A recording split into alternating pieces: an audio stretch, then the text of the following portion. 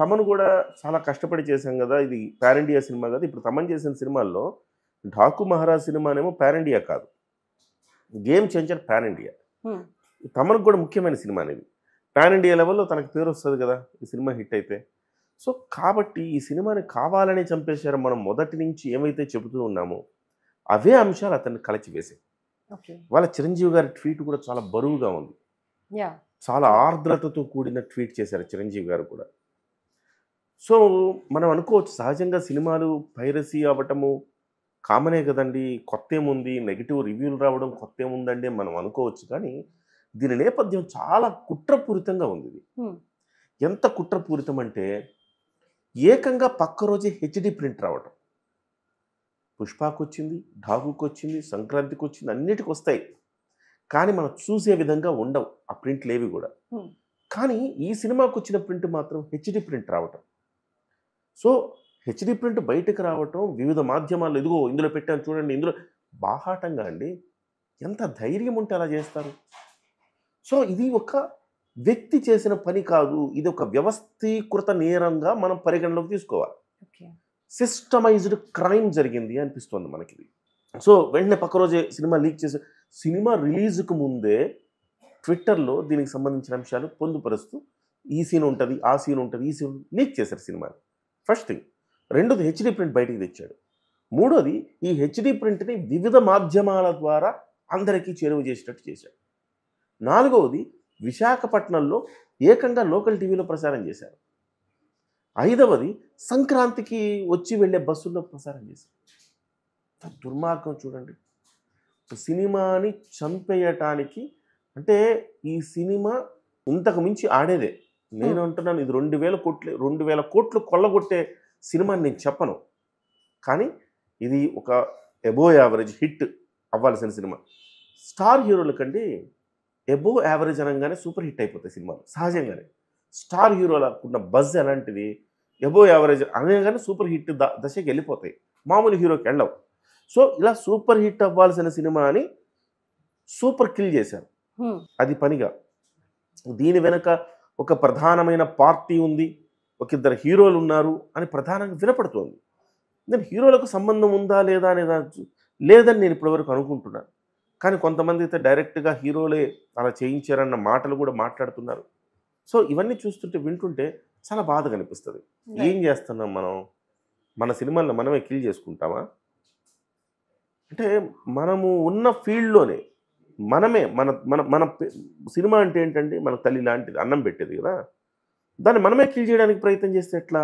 ఆయన అక్కడ ప్రొడ్యూసర్స్ ని కూడా మెన్షన్ చేస్తూ మాట్లాడారు కదా. సో 24 ఆయన అంటే ఆయన తమన్ గారు అన్నది ఏంటంటే ఇది మనం ఏం బతుకుతున్నాము, ఇంత దారుణమైన బతుక ఇది. మీరు మ్యూజిక్ బాగాలేదంటే నేను దానికి మించిన మ్యూజిక్ని నేను ఈసారి మంచిగా చేస్తాను అనుకోవచ్చు. దర్శకత్వం బాగాలేదంటే ఎక్కడ ఫ్లాస్ ఉన్నాయో చూసుకొని దానికి మించి చేయొచ్చు.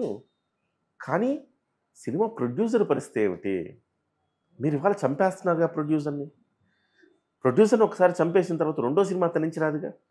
రెండో మ్యూజిక్, రెండో పాట నా నుంచి రావచ్చు, ఇంకొక డైరెక్టర్ నుంచి రెండో సినిమా రావచ్చు, ఇంకొక యాక్టర్ నుంచి రెండో సినిమా రావచ్చు. కానీ ఆ ప్రొడ్యూసర్ పరిస్థితి ఏంటి?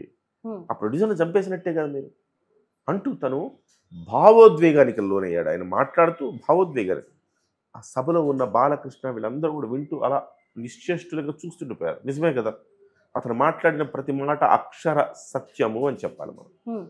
సో దానికి చిరంజీవి గారు కూడా బహుశా చిరంజీవి గారి హృదయానికి నేరుగా తాకినట్టు అనిపించింది అది. బికాజ్ మామూలుగా వ్యూవర్స్ కి కూడా ఇండియన్ ఐడీల్లో కానీ లేకపోతే ఇతర షోలో తమన్ గారిని చూసినప్పుడు ఆయన చాలా జోవియల్ గా లైవ్లీగా ఉండే, ఆయన ఎమోషనల్ గా ఆల్ ఆఫ్ ది సడన్ మాట్లాడే వరకు సీరియస్లీ అందరూ ఆయన మాట్లాడే స్వరం కూడా గద్గద స్వరంతో మాట్లాడు. గొంతు అంటే మనకి ఆవేదన పూర్వకమైన గొంతు వచ్చేసింది.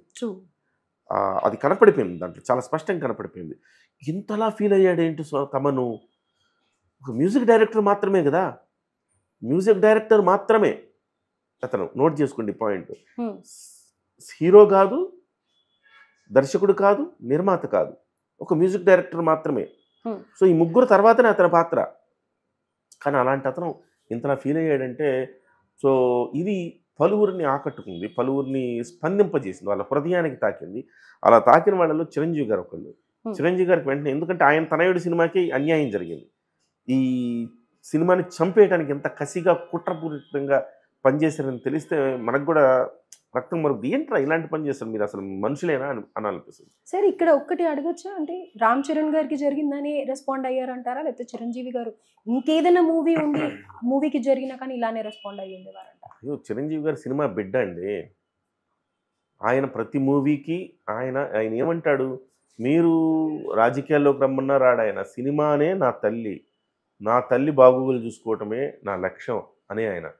మీరు చిన్న సినిమా వాడు పిలిచినా కానీ ఆయన సినిమా ఫంక్షన్కి వెళ్తాడు, ప్రోత్సహిస్తాడు, భుజం తట్టి గో హెడ్ అంటున్నాడు. సార్ ఇంతకు ముందులాగా కాదు, అసలుకి పూర్తిగా మారిపోయిన పరిస్థితులు. ఆయన గబుక్కుని ఎవరైనా ఫోన్ చేసి, సార్ నేను అప్కమింగ్ నా టీజర్ ఉంది కొంచెం మీరు లాంచ్ చేస్తుంటారు, వచ్చి మా ఇంటికి వచ్చా అంటున్నారు. 4 మంచి మాటలు చెప్తున్నాడు. సో ఆయన ట్వీట్ చూస్తే మీకు అర్థమవుతుంది. చూడండి, డియర్ తమన్, నిన్న నువ్వు మాట్లాడిన మాటలు హృదయాల్ని తాకేలా ఉన్నాయి. ఎప్పుడు సరదాగా మాట్లాడుతూ ఉండే నీలో ఇంత ఆవేదన ఉండటం నాకు ఒకంత ఆశ్చర్యంగా కూడా అనిపించింది. కానీ నీ మనసు ఎంత కలత చెందితే నువ్వు ఇంతగా స్పందించావో అని అనిపించింది. విషయం సినిమా అయినా, క్రికెట్ అయినా, మరో సామాజిక సమస్య అయినా, సోషల్ మీడియా వాడుతున్న ప్రతి ఒక్కరూ తమ మాటల తాలూకు ప్రభావం ఆ వ్యక్తుల మీద ఎలా ఉంటుందని ఆలోచించాలి. ఎవరో అన్నట్టు మాటలు ఫ్రీనే. Words can inspire and words can destroy. Choose what you wish to do. మనం పాజిటివ్గా ఉంటే ఆ ఎనర్జీ మన జీవితాలను కూడా అంతే పాజిటివ్గా ముందుకు నడిపిస్తుంది. Thoughtful words my dear, God bless you అని పెట్టాడు. సో చాలా చక్కగా ఆయన కూడా చాలా ఆర్ద్రతతో కామెంట్ చేశాడు. ఆయన చాలా మంచి మాట చెప్పాడు. చూడండి, మాటలు ఫ్రీ. మనం మాట్లాడడానికి ఏం ఖర్చు అవుతుంది, ఫ్రీనే. కానీ ఆ మాటల ద్వారా నువ్వు నలుగురిని ఇన్స్పైర్ చేసి ఒక ఐఏఎస్ను, ఒక ఐపీఎస్ను, ఒక గొప్ప సామాజికవేత్తనో, లేకపోతే ఇలా గొప్ప సైంటిస్ట్ను తయారు చేయగలుగుతావు నీ మాటలతో ద్వారా. అదే మాటల ద్వారా వాళ్ళని నాశనం కూడా చేయగలవు. ఏ మాట నువ్వు ఎంచుకోవాలనేది నీ చేతిలో ఉంటుంది అనేది ఆయన చెప్పాడు. దీనికి తమను కూడా అంతే చాలా హృదయంగా ఆయన కూడా స్పందించాడు. డియర్ అన్నయ్య, మీ మాటలు నాకు కర్మణ్యే వాధికారస్తే మా ఫలేషు కదాచన అన్న భగవద్గీత శ్లోకాన్ని గుర్తు చేశాయి. ఎంత కాదనుకున్నా మనుషులం కదా, ఒక్కోసారి ఆవేదన గుండె తలుపులు దాటి వచ్చేస్తూ ఉంటుంది.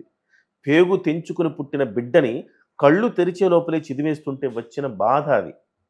నన్ను అర్థం చేసుకుని స్పందించిన మీ మాటలు నాకు జీవితాంతం గుర్తుంటాయి అని చెప్పేసి ఆయన చెప్పారు. అంటే చూడండి ఎంత ఆవేదన ఇది. ప్రపంచం చూడకుండానే పసిబిడ్డనికి గొంతు నులిమి చంపేస్తే ఎలా ఉంటుందో అలా గేమ్ చేంజర్ను కూడా ప్రపంచం చూడకముందే చిదిమేశారు అన్న అర్థం అనమాట అది. సో ఇవాళ నిజంగా ఇండస్ట్రీలో వాళ్ళే నిజంగా ఎవరైనా కుట్రపూరితంగా చేస్తుంటే ఒక 2 హీరోల ఫ్యాన్స్ చేశారు అని చెప్తున్నారు. ఆ 2 హీరోల ఫ్యాన్స్ చేశారు, అందులో ఆ హీరోల ప్రమేయం ఉందా అంటే ఎవరో ఒక సీనియర్ జర్నలిస్ట్ ఒక ఆయన చెప్తున్నాడు 4 కోట్ల రూపాయలు వెచ్చించారు దీనికోసం అని చెప్పి. అంత డబ్బులు వెచ్చించడం అంటే నేను ముందు నుంచి చెప్తున్నా, మొదటి నుంచి నేను చెప్తున్నది ఇది ఒక వ్యక్తి ఒక యాదృచ్ఛికంగా చేసిన పని కాదు అని చెప్తున్నా. యాదృచ్ఛికంగా చేయలేదంటే అర్థం ఏంటి, వ్యవస్థీకృత నేరం ఇది. ఒక నెట్వర్క్ నడిచింది అని చెప్తున్నా. ఆ నెట్వర్క్ 4 కోట్ల రూపాయలు ఖర్చు పెట్టి ఇవన్నీ చేయించారు.